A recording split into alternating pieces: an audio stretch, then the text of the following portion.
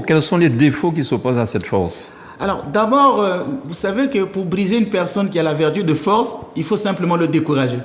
C'est le découragement. D'ailleurs, dans le découragement, ça veut dire simplement ne plus avoir de la force, du courage. Donc le découragement, c'est le principal ennemi pour exercer la vertu de force. Nous avons en nous cette tendance à abandonner rapidement ceux qui réclament un effort. Dès que les dangers arrivent, dès que les calomnies arrivent, dès que les mensonges arrivent, dès que les difficultés arrivent, on a une tendance à se décourager. Vous savez, j'aime bien prendre votre exemple. Hein. Oui. Si vous avez baissé les bras à votre arrivée ici avec tout ce qui se disait sur vous, sur les réseaux sociaux, oui. Et vous étiez pas entier, ben voilà. Surtout que je partais dans un endroit où je ne connaissais personne pour me défendre.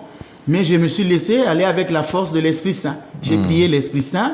Je me rappelle, c'est un prêtre catholique qui est en Guyane qui m'avait dit, malgré ce qu'on est en train d'écrire sur toi sur les réseaux sociaux, va en Martinique, le Seigneur t'appelle.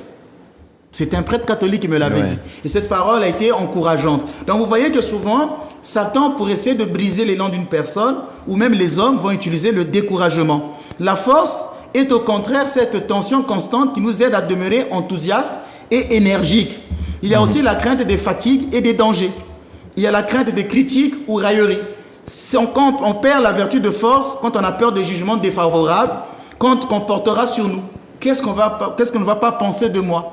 Qu'est-ce qu'il est en train de dire de moi? Si aujourd'hui vous êtes calomnié sur les réseaux sociaux, vous pouvez perdre cette vertu de force en disant, bien de toute façon, je laisse tomber. Alors, comme il faut savoir, avec la vertu de force, il faudra supporter les injures.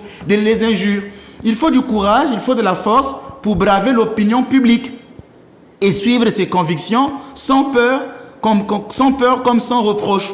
Il y a la crainte de déplaire à ses amis. Il vaut mieux plaire à Dieu qu'aux hommes. Parfois, les parents peuvent vous décourager. Moi, quand je rentrais dans l'église orthodoxe, ma mère ne voulait pas. Et si je l'avais écouté, je ne serais pas arrivé jusqu'ici. Donc, vous voyez des gens qui vont vous donner des mauvais conseils. Ah, ben vous savez, cette église-là, vous savez, il ne faut pas aller prier là-bas. Vous savez, donc ils vont tout faire pour vous décourager. Sur la route, vous rencontrerez aussi des faux amis. Il y aura des personnes aujourd'hui qui vont vous aimer et demain qui ne vont pas vous aimer.